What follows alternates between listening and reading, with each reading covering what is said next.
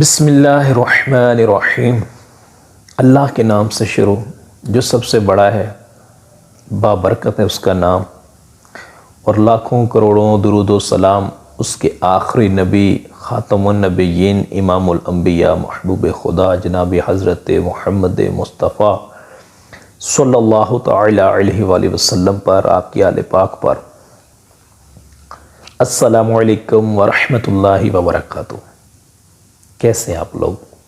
उम्मीद है खैरियत से होंगे। अल्लाह आपको खुश रखे, सलामत रखे, मुस्कुराता रखे।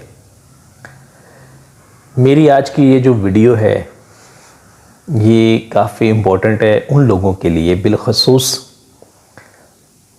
जो मुस्तक़बिल करीब में उम्रे पे जाने का इरादा रखते हैं, या अभी जा रहे हैं, या आइंदा साल हज पे जाने का इरादा रखते हैं। और बिलुमूम तमाम मुसलमानों के लिए, क्योंकि हर मुसलमान के दिल में एक तमन्ना होती है, एक हसरत होती है कि हम अल्लाह के घर के मुसाफिर बने, काबा मुशर्रफा की ज़ियारत करें, रोज़े रसूल सल्लल्लाहु तआला अलैहि वसल्लम पे हाज़िरी दें। हर मुसलमान की तमन्ना होती है, हर मुसलमान की तमन्ना होती है। अल्लाह ताला हम सब को बार बार बादब हाज़िरी नसीब फरमाए। तो अब मैं आता हूँ इस वीडियो बनाने के असल टॉपिक की तरफ। अपना मैं आपको थोड़ा सा तारुफ करवा दूँ। मेरा नाम महमूद अहमद है। आज इस वक्त 7 दिसंबर 2022 रात का काफ़ी पहर गुजर चुका है। मैं आपसे मुखातिब हूँ।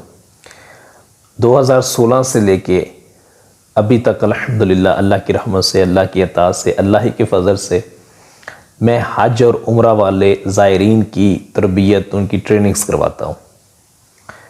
और ये अल्लाह का फ़ज़ल है, मैं इस पर उसका बहुत ज़्यादा शुक्रगुज़ार हूँ और उससे दुआ गो हूँ कि अल्लाह ताला मुझे ये सआदत आखिरी दम तक ऐसी नसीब फरमाना, इखलास के साथ नसीब फरमाना कि दुनिया और आखिरत दोनों जहानों में मुझे तेरी रहमतों का साया मिल जाए। मेरे अहले खाना को, बिलखसूस मेरे वालिदैन के लिए, हमारे लिए निजात का ये सबब बन जाए।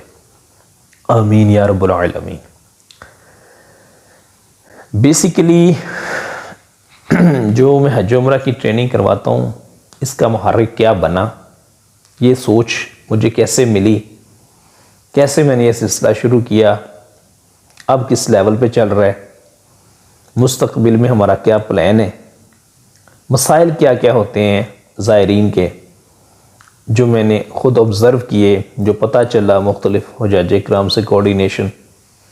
इस टॉपिक पे आज हम मुख्तसर से बात करने की कोशिश करेंगे। ये तारुफ़ी वीडियो है, इंशाअल्लाह ताला आगे सिलसिलावार चीज़ें चलती रहेंगी। सबसे पहले मैं आपको बताऊं कि मुहर्रिक क्या बना इस सारे सिलसिले का, कि अल्लाह की रहमत से 2012 में, आज से 10 साल पहले, अल्लाह ने सआदत दी सफ़र हरमैन शरीफैन की वालिदा मोहतरमा के साथ। तो वहाँ मैंने कुछ चीज़ें ऑब्ज़र्व की, कुछ चीज़ें मेरी ऑब्ज़र्वेशन में आई। उसके बाद जब मैं पाकिस्तान वापस पहुंचा, तब मैं यूनिवर्सिटी में पढ़ता था 2012 में। तब मैंने अपनी पढ़ाई के साथ साथ जो है ना, इस पे रिसर्च करना शुरू की, मुख्तलिफ लोगों से मालूमात, मुख्तलिफ किताबों को पढ़ना, यानी जो भी मल्टीपल सोर्सेज हो सकते हैं वो मैंने अडॉप्ट किए। अल्लाह ने हिम्मत दी, अल्लाह ने तौफीक दी। करते करते 2016 में बाकायदा मैंने ये इरादा किया, अल्लाह ने मददगार भी पैदा फरमाए और हमने हज उम्रा की ट्रेनिंग लोगों की करवानी शुरू कर दी। इसमें बिलखसूस मेरे वालिदैन की दुआएं, मेरी वालदा की इसमें बहुत बड़ा रोल है, उनका बहुत ज़्यादा इंटरेस्ट है इस काम में। तो अल्हम्दुलिल्लाह ये सिलसिला अब तक चल रहा है और मेरा इरादा है कि जिस दिन मैं इस दुनिया फ़ानी से कूच करके जाऊँ, ये मैं सिलसिला तब तक जारी रखूँगा इंशाअल्लाह ताला, अल्लाह की रहमत से। और इसमें मुझे कोई दुनियावी गरज नहीं है, कोई मफाद नहीं है, मुझे दुनिया में किसी से भी इसका इवज़ नहीं चाहिए। मैं कोशिश करता हूँ जहाँ उम्रे वालों की ट्रेनिंग करवाने जाऊँ वहाँ से पानी भी कोशिश करता हूँ ना पीऊँ। तो बहरकैफ ये इसका मुहर्रिक था जो मैंने आपको अर्ज़ किया। फिर हमने बाकायदा ट्रेनिंग वगैरह शुरू करवा दी। अल्हम्दुलिल्लाह सिलसिला चल रहा है। अब सूरत हाल मैं आपको बता देता हूँ। सूरत हाल ये है कि जब हज सीज़न आता है, अब मुख्तलिफ़ शहरों में जाते हैं, लोगों को इकट्ठा करते हैं जो हज पे जा रहे होते हैं, वहाँ भी उनकी ट्रेनिंग के मुख्तलिफ़ सिलसिले होते हैं, लोगों को तरबियत की जाती है। स्पेशली दो मुख्तलिफ़ पहलू हैं, एक है एडमिनिस्ट्रेटिव मामलात जो इंतज़ामी उमूर हैं, उनको समझना भी हुज्जाज इकराम के लिए बड़ा ज़रूरी है। दूसरा है जो आपने फ़रीज़ा अदा करना है, उसके मनासिक कैसे अदा करने हैं, फ़राइज़ कितने हैं, वाजिबात कितने हैं, दम क्या होता है, वगैरह वगैरह जो भी उसके मामलात हैं उनको समझना। इन दोनों पहलुओं को हुज्जाज इकराम को समझना बहुत ज़रूरी है। तो ये सिलसिला जो है अल्हम्दुलिल्लाह हज के सीज़न में तो चलता ही है। फिर पूरा साल क्या करते हैं हम लोग, जो लोग उम्रे पे जा रहे हैं उनसे हमारा राब्ता होता है, किसी के घर में चले गए, ड्राइंग रूम में बैठ गए, आधे पौने घंटे में उम्रे की नशिस्त हो जाती है, या 2 4 10 उम्रे वाले इकट्ठे हो गए, वहाँ पे उनकी ट्रेनिंग का सेशन हो गया। ये सिलसिला चल रहा है। वीडियो बनाने की क्या ज़रूरत पड़ी? वीडियो बनाने की ज़रूरत मुझे ये पड़ी है कि बेसिकली काफ़ी अरसे से जो है ना, मैं थोड़ा परेशान हूँ। परेशान इसलिए हूँ कि जो लोग हज पे जाते हैं या उम्रे पे जाते हैं, उनको वहाँ पे जो प्रॉब्लम्स होती हैं, जो मसाइल दरपेश होते हैं ना, वो काफ़ी हद तक सिमिलर ही होते हैं, एक जैसे ही होते हैं। काफ़ी हद तक मुख्तलिफ भी होते हैं, लेकिन ज़्यादातर सेम इश्यूज़ होते हैं। फिर कुछ ऐसे लोग होते हैं कि जो एक ही मसला बार बार रिपीट करके पूछते हैं, एक ही बात मतलब बार बार पूछते हैं, उनको नहीं बेचारों को समझ आती। खैर हमारा फ़र्ज़ है उनको बताना, उनको समझाना। दूसरी वजह यह है कि वहाँ की जो ज़ियारात होती हैं, मकामात हैं, वहाँ पे जाने के हवाले से फिर मुख्तलिफ हुज्जाज इकराम जो है वो पूछते हैं। अब बिलफ़र्ज़ यहाँ पे हमने ट्रेनिंग की है 7,500 हुज्जाज इकराम की इस मरतबा, अल्हम्दुलिल्लाह। अब वो सारे मेरे से राब्ते में थे, ऑलमोस्ट सारे राब्ते में थे। अब उनमें से मुख्तलिफ ग्रुप्स हैं, सारे इकट्ठे तो नहीं जाते ना, मुख्तलिफ ग्रुप्स बने होते हैं। अब क्या है कि एक ग्रुप वाले कहते हैं कि हमें बताएं जी मक्का मुकरमा में ज़ियारत कौन कौन सी हैं, कितनी कितनी दूर हैं, कहाँ कहाँ लोकेटेड हैं, उनकी क्या क्या तारीख़ है, वहाँ क्या क्या हुआ था, हमें बताया जाए। उनको बता दिया, आधा घंटा लगा रिकॉर्डिंग करके उनको भेज दी, या उनको वो सवालात पूछते रहे, हम उनको लाइव बताते रहे फ़ोन पे, व्हाट्सएप पे। अब क्या हुआ कि 2 घंटे बाद दूसरे ग्रुप ने कॉल कर दिया कि हमें समझाए ये मामलात है। फिर उनको समझाए। अच्छा, इस दौरान वो सवालात बड़े पूछते हैं। अच्छा ये मामलात इसी तरह मदीना मुनव्वरा के मामलात, वहाँ के ज़ियारात के मामलात, एक ही बात को मैंने एक ही दिन में 300 बंदे को समझाना है और इंडिविजुअली समझाना है, तो मेरे लिए बड़ी परेशानी की सूरत हाल। अपनी ज़िंदगी के मामलात भी होते हैं, ज़ाहिरी बात है। तो मैंने फिर इस पे गौर किया कि इसका हल क्या हो सकता है। तो अल्लाह रब्बुल इज़्ज़त ने मुझे ये सादत दी कि मेरे जहन में ये बात आई कि मैं यूट्यूब पे एक चैनल बनाऊं, फेसबुक पे एक पेज बनाऊं और मरहलावार सिलसिलावार मुख्तलिफ इस तरह रिकॉर्डिंग्स करूं, फिर उनको वहाँ पे अपलोड करूं, वहाँ पे अपना मोबाइल नंबर दूं। इस काम के लिए सेपरेट एक नंबर होना चाहिए जो मेरा दूसरे कामों में यूज़ नहीं होना चाहिए, सिर्फ हज और उम्रे की ट्रेनिंग वालों के लिए होना चाहिए। उस पर व्हाट्सएप उनका सेपरेट होना चाहिए, तो वो राब्ता करें, जो भी उनके मामलात हैं उनको मैं बताऊं। वीडियो में कमेंट्स में सवालात पूछें, नंबर पे आप मैसेज कर दें, कोई मसला नहीं। ये मैंने इस पे गौर किया, मैं इस नतीजे पे पहुंचा कि ये काम करना चाहिए। इसका तीसरा फ़ायदा ये है कि इंसान है, एक दिन हमने इस फ़ानी दुनिया से जाना है। अल्लाह पाक का ये अटल फैसला, कुल्लु नफ्सुन ज़ाइक़तुल मौत, हम अनकरीब दुनिया से चले जाएंगे। तो ये जो हम इंडिविजुअल लोगों से मैं कोऑर्डिनेशन करता हूँ, इसका आने वाले लोगों को तो कोई फ़ायदा नहीं ना होगा। तो क्यों ना वीडियो रिकॉर्ड करके अपलोड करते रहें, मौजूदा लोगों को भी फायदा होगा और जो मुस्तकबिल में लोग होंगे, इवन हमारे मरने के बाद भी होंगे, जो हज पे जाना चाहेंगे, उम्रे पे जाना चाहेंगे, तो उनके लिए हो सकता है उनके लिए भी फायदामंद हो जाए। क्योंकि जो फरीज़े की अदायगी है, जो मुनासिक हैं, जो फ़राइज़ हैं, जो वाजिबात हैं, वो तो वही रहने। जो मामलात तब्दील होंगे मुस्तकबिल में वो एडमिनिस्ट्रेटिव होंगे, वहाँ की मामलात जो इंतज़ामी है, यहाँ के इंतज़ामी है, बस वो चेंज हो जाएंगे, बाकी तो वही है। आज से 100 साल पहले भी आज जैसे ही होता था, आज से 800 साल पहले भी वही होता था, आज भी वही तरीक़ाकार है, मुस्तकबिल में भी वही रहने। मैंने ये मोड जो है इसको चूज़ किया है। इंशाअल्लाह ताला अल्लाह की रहमत से अब मरहला वार ये सिलसिला चलता रहेगा। यूट्यूब पे चैनल पे जो है वीडियोस आती रहेंगी। इसी वीडियो में इंशाल्लाह मैं चैनल का नाम भी आपको बता दूंगा, बल्कि आगे मेंशन कर दूंगा। आपने इस चैनल को कोशिश करनी है कि खुद भी वो करना है, सब्सक्राइब वगैरह जो उसका सिलसिला होता है, और मैक्सिमम लोगों तक उसको पहुंचाना है जो बिलखसूस हज उम्रा पे जा रहे हैं। हमारा मकसद ये है कि हर बंदे ने सीख के जाना है, हर बंदा इस काम को सीख के जाए, कोई भी बगैर सीखे हज उम्रे पे ना जाए। पहले सीखें मामलात क्या, फिर आप जाएं। अच्छा, ये तो मुहर्रिकात और सिचुएशन मौजूदा हो गई। अब हम कुछ तजुर्बात डिस्कस में आपसे कर लेता हूं। बेसिकली सूरत हाल ये है कि पाकिस्तान में, बिलखसूस हमारे वतन अजीज़ में, जो लोग हज पे जाते हैं या उम्रा पे जाते हैं ना, उनकी ज़्यादा तादाद वो होती है, मर्द हो या ख़वातीन हो, जो 55, 60 या 50 से लेकर कह लें 65 तक की रेंज में होते हैं, इससे भी अबाव होते हैं, बूढ़े होते हैं। वो बेचारे पढ़े लिखे भी इतने नहीं होते। और आजकल आपको पता है पाकिस्तान में मामलात कैसे हैं, बीमारियां कितनी हैं, टेंशनें कितनी हैं, कितने इश्यूज़ हैं। फिर जो लोग हज और उम्रे पे जाते हैं मोस्टली क्या करते हैं कि अपने बच्चों की पहले शादियां करते हैं। बेटियां हैं तो उनकी पहले शादियां, वो समझते हैं ये फ़र्ज़ पहले अदा करना ज़रूरी है, फिर हम हज पे या उम्रा पे जाएंगे। आप समझ सकते हैं, आपकी सराउंडिंग में भी यही आपको यकीनन पता होगा। तो तब तक जाते जाते बेचारे काफ़ी ज़्यादा बूढ़े हो जाते हैं। तो फिर वो उस एज में जब जाते हैं तो मोस्टली बेचारे अकेले होते हैं, उनकी औलाद या उनके कोई वो अहबाब साथ नहीं होते जो वहाँ उनको सपोर्ट कर सकें, उनकी मदद कर सकें, उनको गाइड कर सकें, उनको समझा सकें, वहाँ रहायश के बाकी मामला सारे खुद मैनेज कर सकें।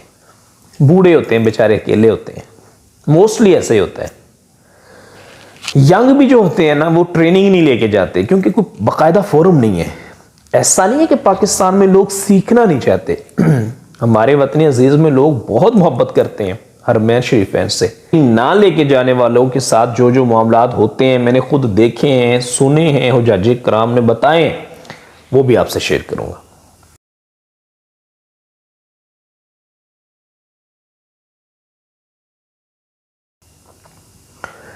उसकी उम्र है बिलफर्ज 55 साल, 60 साल बेचारे की। अब वो बंदा 20-30 साल लोगों से दुआएं करवाता है, जो लोग हज पे या उम्रे पे जाते हैं उनसे दुआएं करवाता है, वहाँ पहुँचते हैं फिर उनको कॉल करके दुआएं करवाता है, वापस आते हैं फिर उनको मिल के दुआएं करवाता है, फिर पैसे बेचारा जमा करता है। पता नहीं कैसी कैसे मुश्किलात से निकल के बेचारा थोड़े थोड़े पैसे जमा लोग करते हैं। पता नहीं किन किन हालात से लोग गुजरते हैं बेचारे। अब फ़र्ज़ करें एक हाजी साहब ने 30 साल 20 साल दुआएं भी करवाई, मस्जिदों में भी दुआएं करवाई, हुज्जाज कराम से भी दुआएं करवाई। आज हाजी साहब वो जा रहे हैं उम्रे के लिए। 2 बातें सिर्फ मैं आपसे शेयर करूंगा जो इनको फेस करनी पड़ेगी इंतज़ामी उमूर के हवाले से, जो ना सीखी होंगी इन्होंने। 2 चीज़ें सिर्फ आपने देखी होंगी, इलेक्ट्रिक स्टेयर्स, एस्केलेटर जो एयरपोर्ट पे होते हैं, शॉपिंग मॉल्स में भी होते हैं। दूसरी बात है कमोड, जो आजकल लोग शहरों में ज़्यादा यूज़ करते हैं, देहातों में यहाँ पे लोग नहीं करते। आप देखें हाजी साहब अगर जा रहे हैं पाकिस्तान से डायरेक्ट, तो फ्लाइट होती है ऑलमोस्ट 4.5 से 5 घंटे की।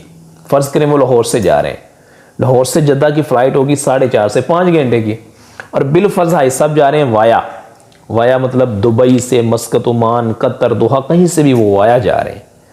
तो वो फ्लाइट हो सकता है 12 घंटे की हो सकता है 10 घंटे की, हो सकता है 14 घंटे की हो, क्योंकि वाया जो फ्लाइट्स होती हैं वो दूसरे मुल्क में जाके सम टाइम आपको एयरपोर्ट पे स्टे करना पड़ता है, 6-6 घंटे भी स्टे होता है, फिर वहां से दूसरी फ्लाइट लेके आप मजीद आगे जाते हैं।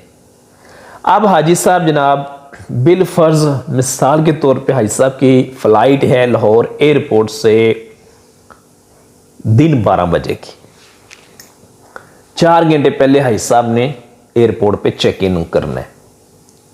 हाजी साहब बिल फर्ज आ रहे हैं उकाड़ा से भी आगे।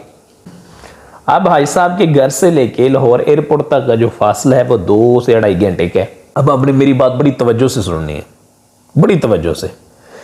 हाजी साहब घर से निकले हैं और एयरपोर्ट पहुंचे हैं 2 घंटे में, 2 घंटे आप सपोज करें, उससे भी 2 घंटे पहले हाजी साहब उठे हुए हैं, जाग रहे हैं, 4 घंटे करें।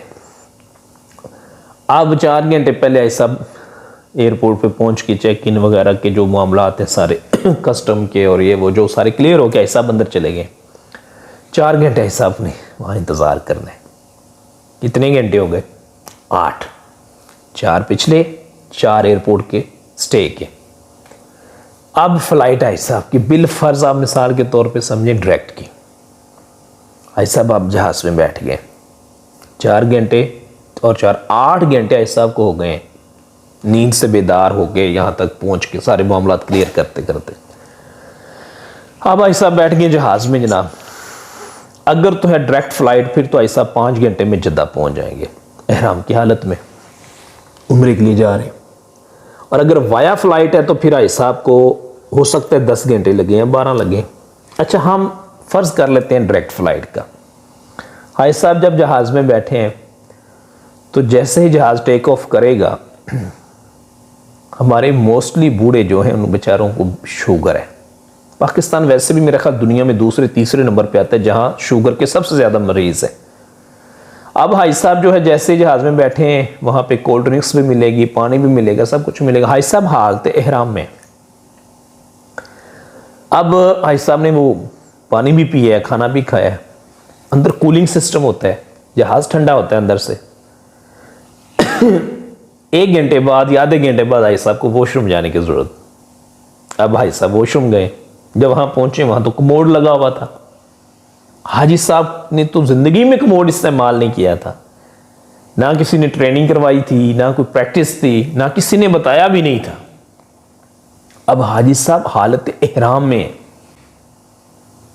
कितनी बड़ी बात है, अल्लाह के घर जा रहे हैं। अच्छा, मुख्तसर करते हैं, हाजी साहब कमोड यूज़ किया, जिस्म भी नापाक हो गया। आपकी फैमिली में बिलफर्ज अगर 17 लोग हैं ना, तो मैंने लोगों को वहां पे देखा है 17 लोगों के लिए मुख्तलिफ चीज़ें खरीद रहे होते हैं। अभी जो हज हुआ है ना 2022 में, मैं किसी हाजी साहब को जानता हूं, वो मेरे साथ थे, उन्होंने मदीना मुनव्वरा में 3 दिन पूरे शॉपिंग पे गुजारे थे। 3 दिन पूरे शॉपिंग पे उनके गुजरे। नमाज तो पढ़ते थे, बाकी शॉपिंग शॉपिंग। अच्छा, फिर वहां पे जो है ना पूरी दुनिया से लोग आते हैं। एक ही चीज आपको मल्टीपल, एक तो आपको लोकेशंस पे मिलती है, दूसरा मल्टी वैरायटी में, वाइड वैरायटी में आपको मिलती है। हमने घड़ी बिल फर्ज ये घड़ी लेनी है, तो ये घड़ी आप देखने जाएंगे तो आपको एक दुकान पे नजर आएगी, दूसरी भी साथ होगी, तीसरी भी, करते करते आपके 2 घंटे घड़ी पे निकल जाएंगे। तो टाइम वेस्ट हुआ या ना हुआ?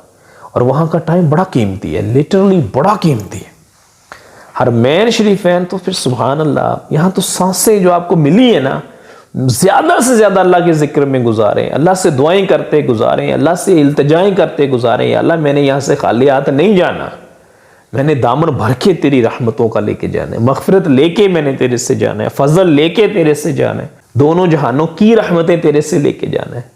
ये वही मक्का है ना जहां लाखों करोड़ों लोग हो सकते हैं आए हों और अल्लाह की रहमतों का दामन भर के आज कब्रों में सुकून की नींद सो रहे हो। यहां गुनाहगारों की मगफिरत होती है, यहां अल्लाह की अताएं होती हैं, अल्लाह का फजल होता है, अल्लाह का करम होता है। हमने वहां वक्त जाया नहीं करना। लोग मार्केटों में घूम रहे होते हैं, रेस्टोरेंट्स में घूम रहे होते हैं, जद्दा एयरपोर्ट पे भी, जद्दा बीच देखने गए होते हैं, समुंदर देखने गए, वहां पे मार्केट से इंटरनेशनल वो देखने शॉपिंग करने गए होते हैं। वहां पे जो मकामी पाकिस्तानी कम्युनिटी के लोग रहते हैं उनके घरों में दावतें होती है, वहां गए होते हैं, पूरा पूरा दिन जाया हो जाता है। ट्रेनिंग लेके जानी है, बगैर ट्रेनिंग के आपने नहीं जाना। आज तो इंट्रोडक्टरी वीडियो मैंने मोटी मोटी बातें की, बड़े मसाइल हैं हुज्जाज किराम की। एक हाजी साहब मक्का मुकरमा में थे, उनके पांव सवेल हुए पड़े थे। उनसे पूछा, हाजी साहब हुआ क्या है? जो बातें हुई ना, एक मुख्तसर से बता रहा हूँ। वो कहता है जी मैं जब घर से आया हूँ मुझे घर वालों ने कहा कि जैसे, मैंने पूछा क्या करना है, वो कहते हैं जैसे दूसरे करेंगे तू भी वैसे कर ले। तो वो कहता है ये लोग तवाफ मुसलसल किए जा रहे हैं तो मैं भी इनके साथ कर रहा हूं, अब ये रुकेंगे तो मैं रुकूंगा ना। तो ये बताएं ट्रेनिंग ना लेने की वजह है। मदीना मुनव्वरा में एक हाजी साहब हमें मिले, 2017 की बात है। उस हाजी साहब के पास कुछ भी नहीं था, कुछ अपना सामान भी नहीं, पासपोर्ट भी नहीं, टिकट्स भी नहीं, कुछ भी नहीं था, सिर्फ खजूरें थी थोड़ी सी। तो हाजी साहब ने ना हिराम भी गलत बांधा हुआ था। तो मैंने उससे पूछा, हाजी साहब क्या प्रॉब्लम है? तो हाजी साहब कहने लगे कि जब मैं मदीना मुनव्वरा आया हूँ मुझे पता ही नहीं था मैंने कहाँ जाके रहना है। तो जो मस्जिद नबवी शरीफ के बाहर फेंस लगी हुई है ना, वो बड़ी बड़ी जो फेंस है साइडों पे, जहाँ दरवाज़ों के डोर नंबर्स भी लगे हुए हैं, वहाँ पे उसने अपना सामान बांध दिया, हैंग कर दिया। तो वो मोस्ट प्रोबेबली आए होंगे, सफाई वाले उठा के ले गए होंगे। अब हाजी साहब के पास कुछ भी नहीं था। अब मैं उनकी क्या मदद कर सकता था? मेरी माँ ने कहा बेटा इनकी मदद कर, तो मैं यही कर सकता हूँ कि उनको पकड़ के, जो पाकिस्तानी वहाँ पे सरकारी हमारी गवर्नमेंट के दफातर हैं जहाँ पे हुज्जाज किराम के मसाइल सुने जाते हैं उनके, तो वहाँ उनको मैं मतलब लेके जा सकता हूँ। इसके अलावा तो हम कुछ नहीं कर सकते। वहाँ उनकी हो सकता है वो स्कैनिंग करे हाथों की, उनके पासपोर्ट या उनकी टिकट्स वगैरह जो है वो उनकी डुप्लीकेट निकाल दें, वो ही मदद कर सकते हैं ना, ये ट्रेनिंग ना लेके जाने की वजह से। ठीक है ना, कि वाउचर एक आपको यहाँ से मिलता है जिसके अंदर होटल का नाम लिखा होता है, गाड़ी का नंबर। अच्छा, कई हाजी साहब, कई उमरा ज़ायरीन है वो गाड़ियों से ही रह जाते हैं। अभी मैं हज की तरफ तो गया ही नहीं, सिर्फ हम मोटी मोटी बातें आज कर रहे हैं बस। जिस दिन डिटेल से हम मरहलावार चलेंगे मैं आपको ऐसी ऐसी चीज़ें बताऊंगा कि आप परेशान हो जाएंगे, यार यहाँ जाके हमारे बुजुर्गों बड़ों के साथ, बेचारों के साथ होता क्या क्या, क्योंकि उनकी ट्रेनिंग नहीं होती। और फिर यार इंसान है, चाहे जवान भी साथ में जाते हैं ना, वो भी आपको मुसलसल असिस्ट नहीं कर सकते, थक जाते हैं ना, थकावट हो जाती है। ठीक है, आपने इतना पैदल भी चलना होता है, खाना कभी टाइम पे खाया ना खाया, नींद, फिर नया मुल्क है, मौसमी असरात वहाँ के मुख्तलिफ है, मौसम यहाँ का मुख्तलिफ है। कई लोग यहाँ ठंडे एरियाज से जाते हैं, वहाँ गर्मी बहुत, अरब की गर्मी तो मशहूर है ना, तो मौसमी असरात की वजह से भी लोग बीमार पड़ जाते हैं कि बेचारे। इस सूरत हाल में आपने अपने आप को कैसे संभालना है, ये भी ट्रेनिंग का हिस्सा है। और 7वें नंबर पे ये कि लोग ओरिजिनल डॉक्यूमेंट्स मस्जिदुल हराम में या रशी एरिया में लेके गए होते हैं, उनके गुम हो जाते हैं ओरिजिनल डॉक्यूमेंट्स। अब आपने करना क्या है कि जो भी आपका अंकल है, आपके भाई हैं, आपकी वालिदा मोहतरमा, कोई भी है जो उम्रे पे जा रहे हैं, आपने उनके सारे डॉक्यूमेंट्स को सबसे पहले स्कैन करना है, उनको जीमेल में आपने रखने, उनको आपने अपनी फैमिली के व्हाट्सएप में भेजें, 10-12 लोगों को, 2-4 लोगों को जो आपके करीबी हैं, ताकि वो डॉक्यूमेंट सेव रहे। फिर आपने उनकी कलर कॉपीज करवानी है, वो आपने अपने हिसाब को देनी है। वो उन्होंने वहां हर वक्त अपने पास पासपोर्ट की, अपने टिकट्स की, सबकी कॉपीज रखनी है, कलर कॉपीज ओरिजिनल आपने लॉकअप में रखें, अपने बैग में ताला लगा के रखें। ये ट्रेनिंग नहीं होती। 8वें नंबर पे जो बैग लेके लोग जाते हैं, बहुत बड़ी गलती करते हैं, वो जिप वाला लेके जाते हैं। अब आप जरा गौर कीजिएगा मेरी बात पे, आपके घर में बैग पड़ा है, उसमें जिप है, वो 2 जिप होते हैं ना, उनके जो हेड होते हैं, उसमें आप लॉक कर देते हैं, ऐसे हो गया, बंद है। अब आपकी जिप, लॉक लगा हुआ है, पेंसिल लें, उसके ऊपर आपने जोर से नीचे जिप में ऐसे लंबाई में मारे, वो खुल जाएगी। अंदर से अपना सामान जो मर्जी निकालें, ये जो लॉक ये थे इनको घुमा के दूसरी साइड पे लेके जाए, वो फिर बंद हो जाएगी। इस तरह एयरपोर्ट्स पे भी सामान चोरी होता है। जो गलत लोग हैं वो कीमती चीजें भी निकाल लेते हैं, और खुदा ना खास्ता कोई गलत चीज भी रख सकता है। और सऊदी अरेबियंस जो अरब की कवानीन है बड़ी सख्त है, वहां तो कोई आपकी सस्पिशियस चीज़ निकल आई आपको परेशानी का सामना करना पड़ेगा। और खुदा न खासा किसी से कोई ऐसी चीज़ निकल आती है नशावर, उस पर तो सजाए मौत है भाई, वहां सर कलम कर देते हैं। ये ट्रेनिंग आपने लेके जानी है कि हमने बैग कौन सा लेना है, ठीक है, और किस तरह का लेना है। फिर वहां से आप नंबर 9वें नंबर पे मैं ये बात बताना चाहता हूं, जब वहां से वापस आते हैं तो जो पॉलिसी है उसके मुताबिक आप जमजम शरीफ की बोतल एक लें 5 लीटर की, बस वही आप लेके जा सकते हैं। लोगों ने छोटी बोतलें छुपाई होती हैं और वो फिर एयरपोर्ट पे परेशान होते हैं। लगेज बहुत ज़्यादा होता है। फ़र्ज़ करें किसी एयरपोर्ट पे 30 किलो अलाउ है, वहाँ निकल आता है 40 किलो 50 किलो। अब 50 केजी जिसका वज़न है 20 केजी, वो क्या करेगा बताएं मुझे। उसने सारे ख़ानदान के लिए खिलौने ख़रीदे हैं, बच्चों के लिए कपड़े ले लिए, ब्लैंकेट्स ले लिए। बूढ़ा बंदा था, उस बेचारे को तो पता ही नहीं था। अम्मा और बाबा गए हुए थे बिलफर्ज। अच्छा बिलफर्ज साथ पढ़े लिखे भी गए हुए हैं, तो आपका 20 किलो बढ़ जाए तो आप क्या करोगे। मोस्टली लोगों का तो मेरे भाई सफ़र ही फर्स्ट टाइम होता है इंटरनेशनल ना, तो बाहर का मुल्क है, वहाँ आपका कोई जानने वाला भी नहीं है, तो अब आप क्या करेंगे, फंस गए ना। ट्रेनिंग लेके जानी है।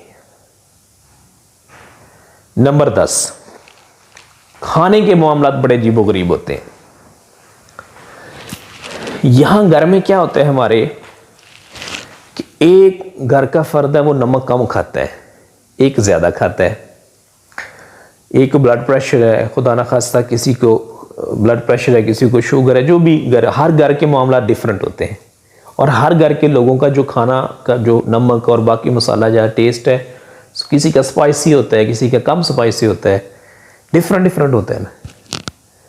अब जब वो लोग यहाँ से वहाँ मूव करते हैं ना, तो अरब में जो खाना खाया जाता है ना, अमूमी तौर पे जो अरब लोग खाते हैं, जो लोग उधर के हैं या जाते आते हैं, उनको पता होगा इस बात का कि वो खाते हैं कम स्पाइसी, तो वो यहाँ के लोगों को पसंद नहीं आता। अब पाकिस्तानी होटल्स कहाँ कहाँ हैं, आपने कैसे जाना है, किस किस वक्त में जाना है, ये पूरी एक मैनेजमेंट है।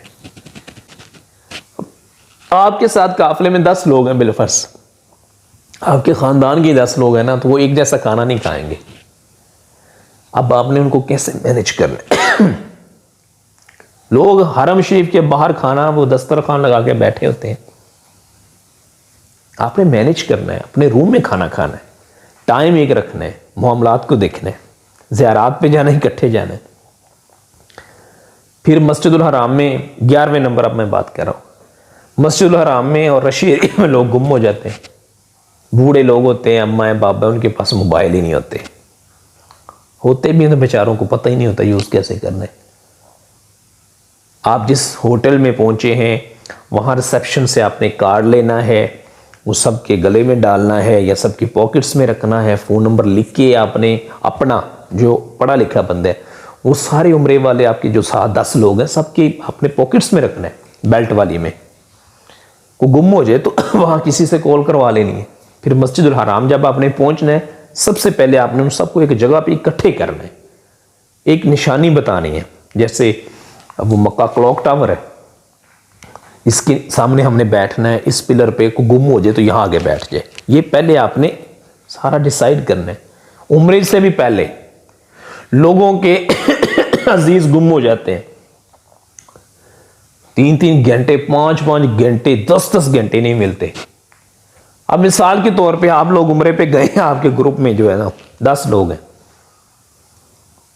5 उसमें पेयर्स हैं, 2 अम्मा बाबा गुम हो गए, आप क्या करेंगे? परेशानी का सामना हुआ कि नहीं हुआ? इसकी प्रॉपर आपने ट्रेनिंग लेके जानी है। अब हम करते हैं 12वें नंबर पे आते हैं। इन लोग जैसे ही एयरपोर्ट पे लैंड करते हैं ना, या तो वहां से 2-2 सिमें ले लेते हैं, वो लड़के भाग के आते हैं, सर हमसे सिम लें, सर हमसे सिम लें, बायोमेट्रिक करवा लेते हैं, या पाकिस्तान से बंद सिम किसी हाजी से ले जाते हैं। अब जो वहां बायोमेट्रिक करवाते हैं वो फंस जाते हैं, क्योंकि उनके अंदर होता है बैलेंस 5-10 रियाल का, और सऊदी अरब में जो है वो 2 सिम में एक हाजी जो अपने नाम रजिस्टर्ड करवा सकता है अपने पासपोर्ट पे। बायोमेट्रिक उनकी होती है, 2 से ज़्यादा नहीं करवा सकता। आपने तो दोनों एयरपोर्ट पे करवा ली थी। जैसे आप मक्का पहुंचे, आपके 1.5 घंटे में वो पैकेज ही खत्म हो गया। आपने एक फ़ोन घर वालों को किया जी हम पहुंच गए, 5 रियाल गए आपके। अब आप क्या करेंगे? उस पर तो नेट पैकेज भी एक्टिव नहीं होता। मुख्तलिफ मसाइल होते हैं ना उन सिमों में जो फ्री में आपने ली होती। अब जनाब हाजी साहब ने एक सिम डीएक्टिव करवानी है। अब वहाँ फ्रेंचाइज जो है वो हरम शरीफ के करीब करीब ही है वैसे तो, लेकिन वहाँ पे 84, 85, 87 ममालिक से लोग आए हैं ना, सिर्फ आप तो नहीं गए हुए ना, तो वहाँ लाइनें लगी होती हैं।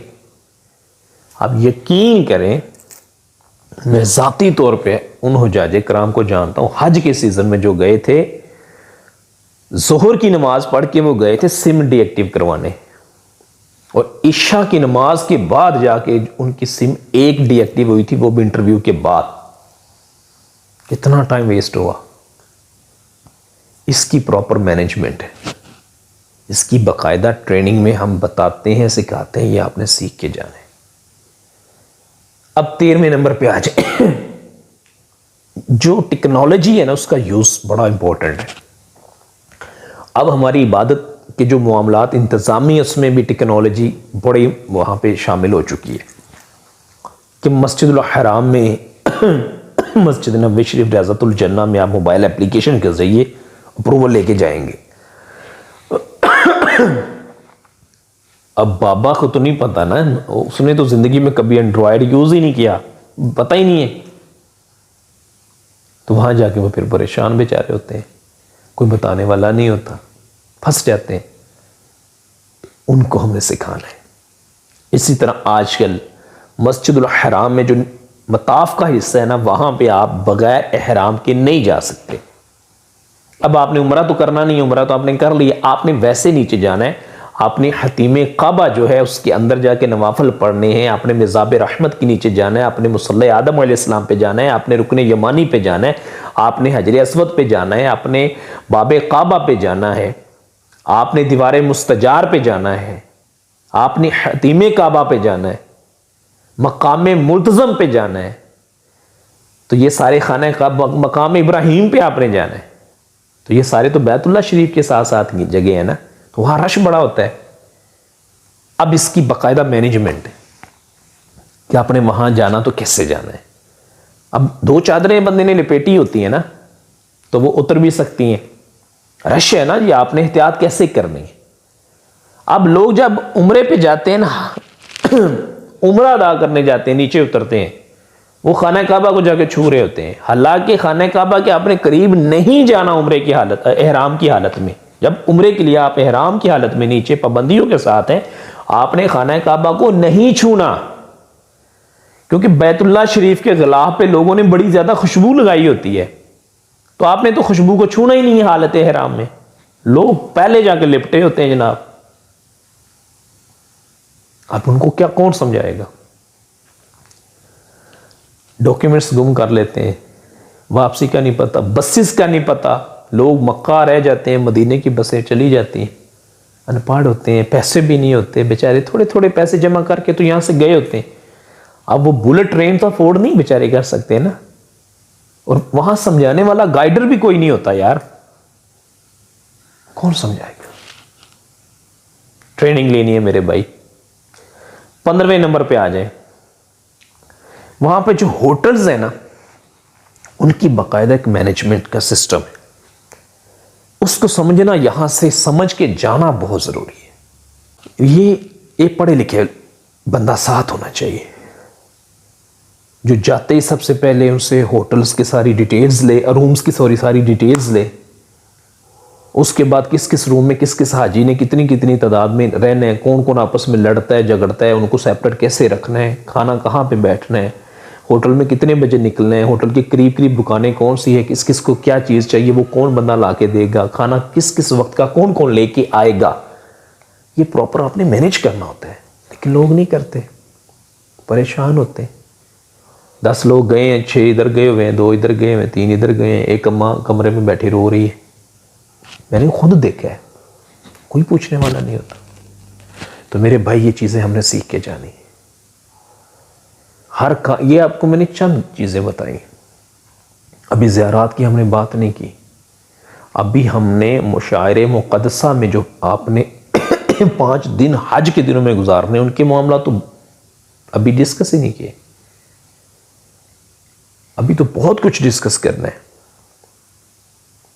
तो इंशाअल्लाह ताला ये सिलसिले हमारे जारी रहेंगे। आपको मैंने चंद एक मोटी मोटी बातें बताई हैं। तो मेरी गुजारिश है, जो लोग मेरी इस मैसेज को सुन रहे हैं उन सबसे गुजारिश है कि अगर आप पढ़े लिखे हैं, कॉम्पिटेंट हैं, टाइम निकाल सकते हैं थोड़ा, तो आप हमारा साथ दें ज़ायरीन की हज उम्रा की ट्रेनिंग करवाने के सिलसिले में। जिसके अंदर ये जज्बा है ना, वो बंदा आए यार, सीखें पहले हम लोग, फिर हम दूसरों को सिखाएं। और ये काम हमने मरते दम तक नहीं छोड़ना। अच्छा, ये बातें मैंने हमको जो सारी बताई हैं, ये मर्दों की भी बताई हैं, ख़वातीन की तो बात ही हमने भी नहीं की। उनके मसाइल तो बड़े पेचीदा होते हैं, आप समझ सकते हैं। मैं उनके मसाइल डिस्कस नहीं कर सकता यहाँ पे। सारे लोगों को तो नहीं पता होता, ना बेचारे किसी से राब्ते में मुसलसल होते हैं, ना कोई ट्रेनिंग देता है, ना वो पूछ सकती हैं बेचारी। अल्लाह के एक निज़ाम है, हमारी माएँ बहनें गई होती, परेशान होती। तो जो पढ़ी लिखी ख़वातीन है, मैं उनको भी दावत देता हूँ कि आप भी आएँ मैदान में, आप भी सीखें हज और उम्रा की ख़वातीन के मामलात हैं, उनको ट्रेनिंग्स दें। ये आपने अपने पैशन से काम करना है। याद रखिएगा, जिसके अंदर दर्द होगा ना, किसी मुसलमान की रहनुमाई करने का, किसी को परेशानी से निकालने का, किसी को परेशान आने वाले मसाइल से बचाने का, वो बंदा आए हम मिलके काम करते हैं। और सबसे इंपॉर्टेंट बात, ऐसे लोग इस नेटवर्क का हिस्सा होने चाहिए जो लालची ना हो। तो इसमें हर क्लास का बंदा होता है, हर लेवल का होता है, हर कैटेगरी के लोग होते हैं। किसी ABCD को मैंने साथ अटैच किया किसी शहर में ट्रेनिंग के हवाले से, वहां पे कोई बिजनेसमैन थे, कोई ब्यूरोक्रेट्स भी थे, वो जो जा रहे थे हज पे, वो हमारे साथ मुसलसल राब्ते में थे मामलात के सिस्टम में। अब हमारा उनसे एक ही ताल्लुक़ होना चाहिए कि उनको हमने सिर्फ मसाइल का जवाब देना है। जिस दिन उनका हज उम्रा मुकम्मल हो गया, वो पाकिस्तान हो गए, हमने उनका नंबर वैसे ही छोड़ देना है। हमारा उनसे कोई ताल्लुक़ नहीं रहना चाहिए। बात समझ रहे हैं ना? हमने मज़ीद लोगों की ट्रेनिंग करनी है तो कर रहे हैं। अब वो बंदा उनके साथ पर्सनल हो गया, वो मुआशी मामलात, फाइनेंशियली मामलात और पैसों का लेन देन, और लालची बंदे जो ना, वो नहीं होना चाहिए। आपने अल्लाह के लिए कहा, हमें अल्लाह से इसका सिला चाहिए।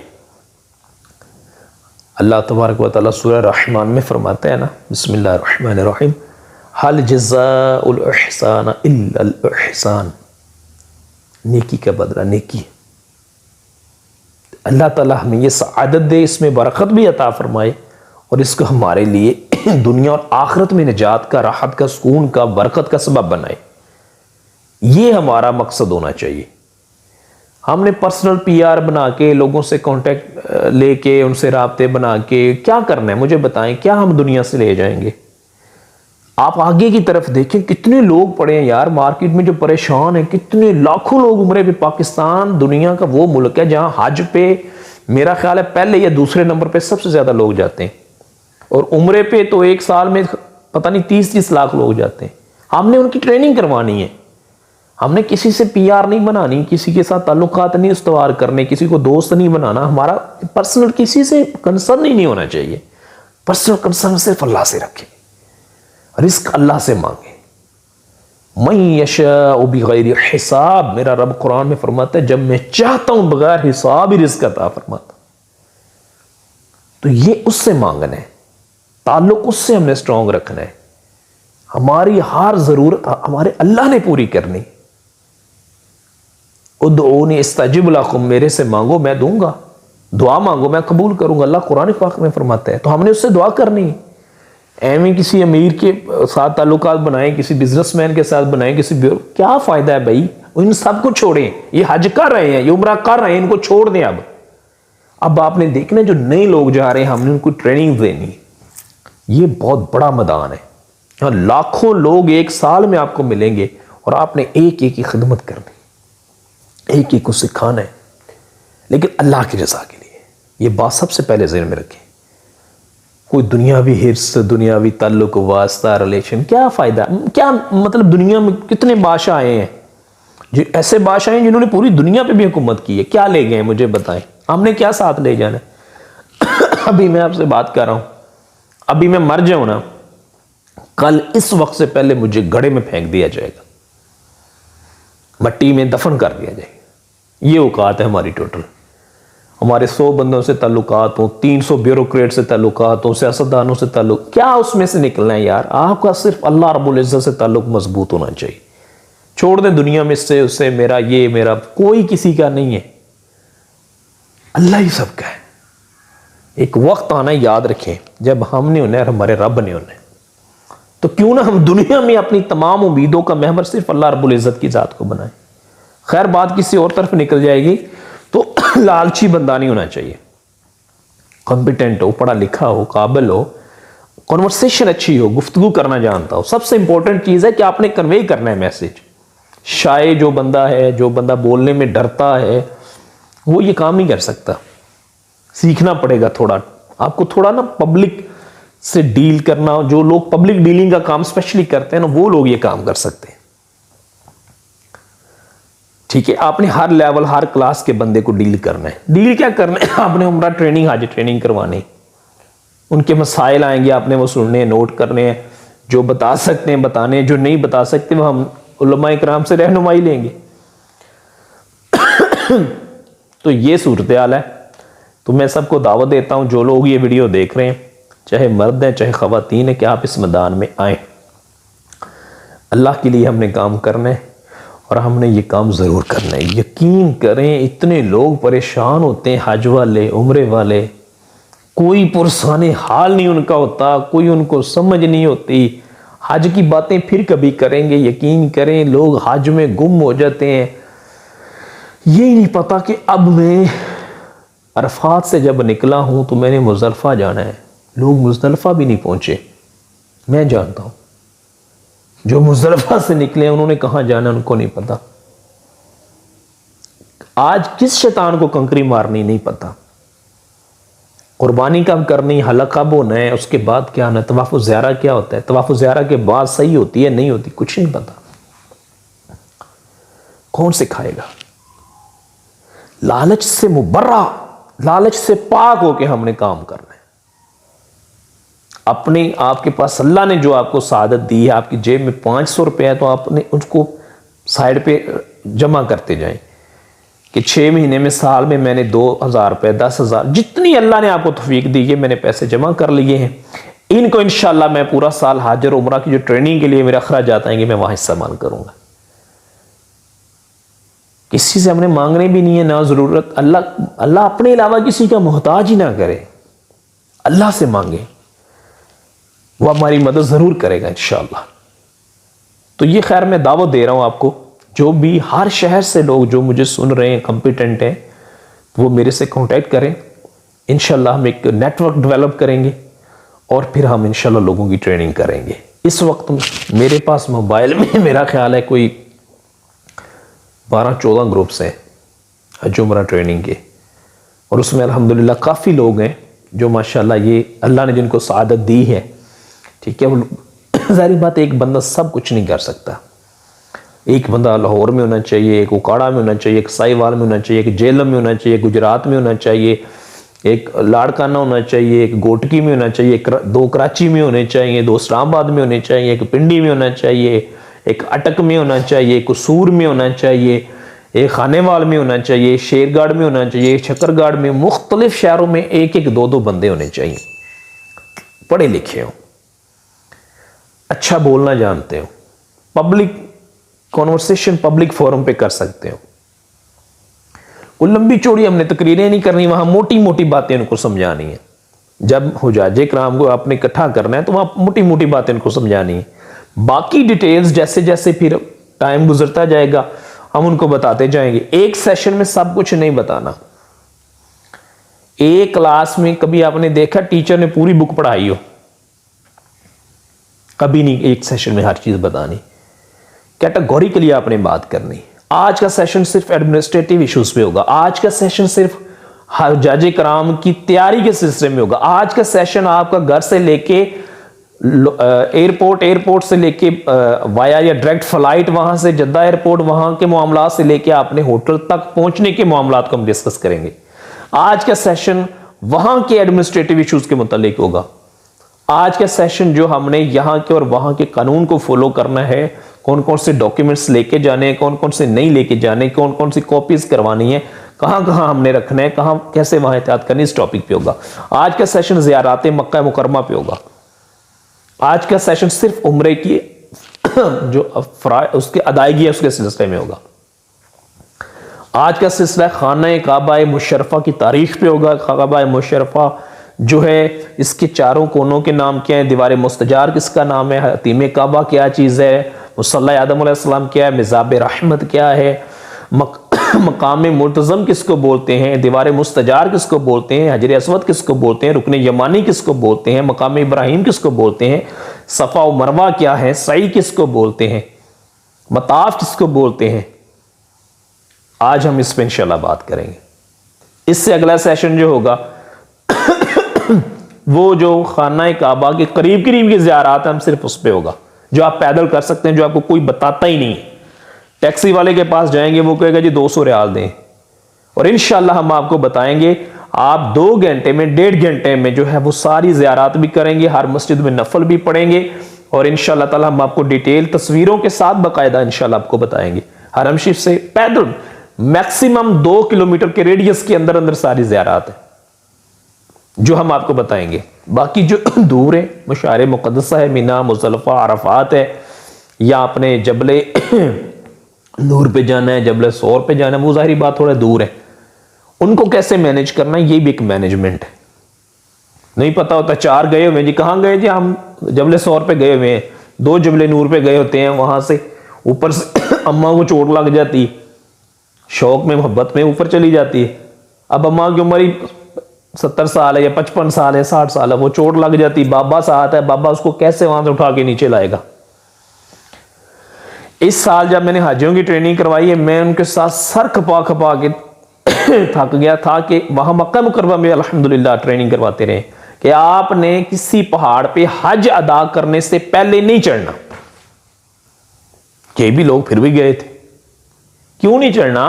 क्योंकि पहले अगर आप किसी पहाड़ पे जाते हैं, आप जबले नूर पे जाते हैं, आप जबले सौर पे जाते हैं, आप जबले रहमत पे जाते हैं, अगर पहले मदीना गए तो आप जो है वहां जाते हैं, जबले ओहद पे चले जाते हैं, या गारे सजदा जहां पे उस पहाड़ पे चले जाते हैं।